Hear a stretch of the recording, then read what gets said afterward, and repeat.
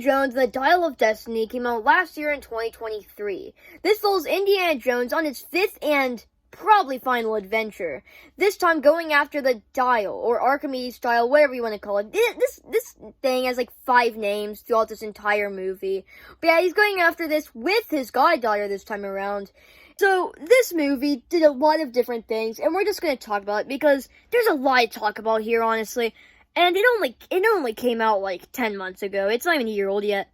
Still though, we're just gonna talk about it. So, the de-aging of Harrison Ford is probably the main selling point of this movie, or at least the second main selling point.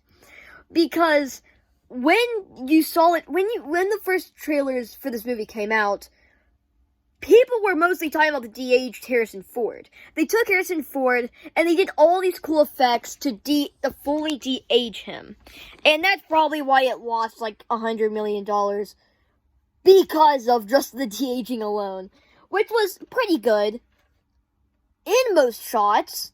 Most. And, it's a very good, like, older style Indiana Jones adventure. How it would feel in one of those original movies.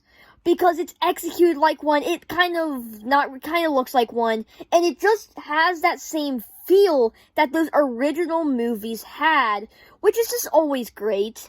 Because, like, if you know it's good when, like, it feels like one of those originals, and, it just feels like a good Indiana Jones adventure for those parts. And, then it cuts to 1969. And a big problem people have with this movie is they don't like to see a sadder side of Indiana Jones. Which, for me, I don't have a huge problem with.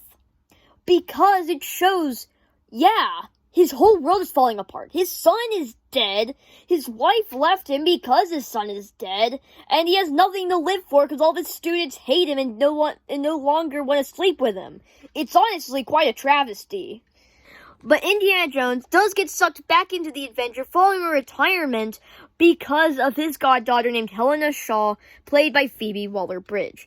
Now, I know, a lot of controversy surrounds this character because a bunch of man babies are like, "Don't lie, yada, but it's a woman." Yeah! But, like, they did have a good relationship in the film. You got to see how over the course of the movie, their relationship grew, and they learned to trust each other, they learned to care for each other, and they learned, and Helena just learned, like, hey, maybe Andy was right and I should have listened to him. It's just a theory, guys. But yeah, that is her arc.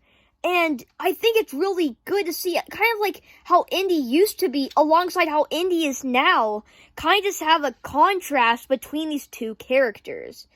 But yeah, so, it does lead to this adventure. We have a bunch of neo-Nazis for this movie, because, like, if we can't do Nazis again, because it's the 60s, and, like, the war is over now, we're still gonna do Nazis. You best believe we're still gonna do Nazis. So they bring back a bunch of neo-Nazis. Mads Mikkelsen does play a pretty good villain. Some might consider it forgettable, but I think it was fine. It was fine for what it was. You know, Mads Mikkelsen is known for playing good villains, and he yet again plays another one, really good one here. And, they go across the world.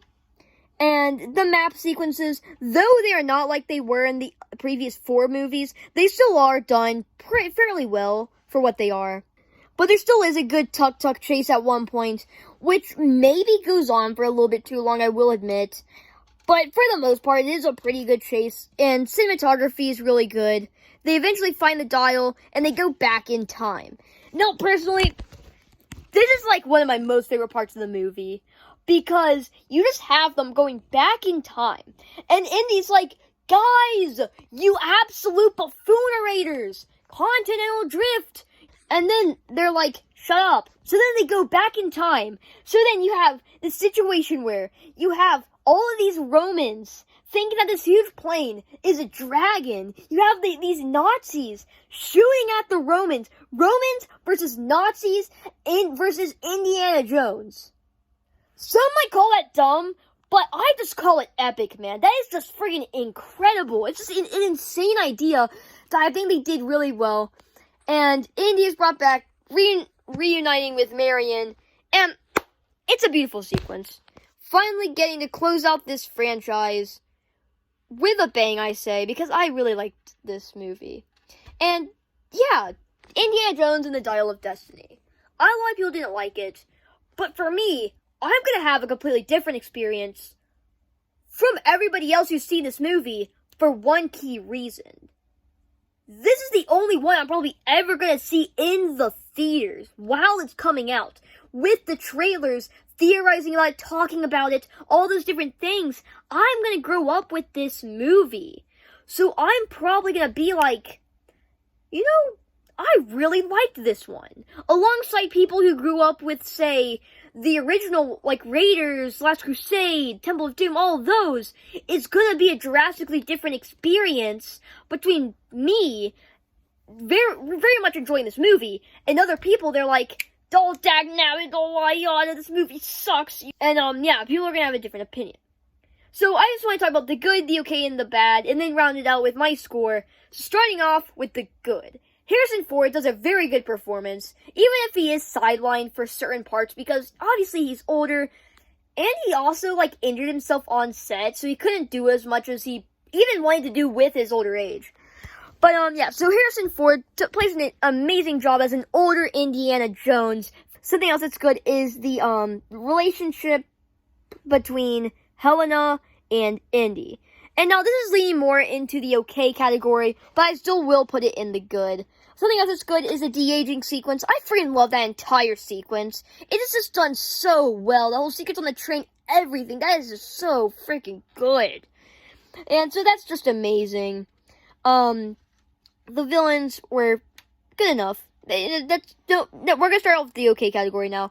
Something else that's okay is the villains. Yeah. I really loved this movie. I love this movie. This is probably, honestly, I like this movie a lot more than other people. But that is because this is the one I'm going to grow up with. Therefore, I'm going to have a different experience with it. And I can't help but love this movie. From this being my first Indiana Jones adventure in theaters, I care a lot about this movie. And I just think it was done really well. I will admit, it does have a lot of problems. And I can admit that. But I do really like this movie. From the story, from the way it's executed, so many different things. I personally enjoy this movie. If I had to rate it out of 100, though, I'm going to end up giving this movie an 81. Because I really like this movie. An older Indiana Jones, and I think it went out with a bang. And, yeah, just pretty good movie. I enjoyed it. What do you guys think about it? If you enjoyed this video or any of my other content, please subscribe and I'll see you in the next one. Goodbye.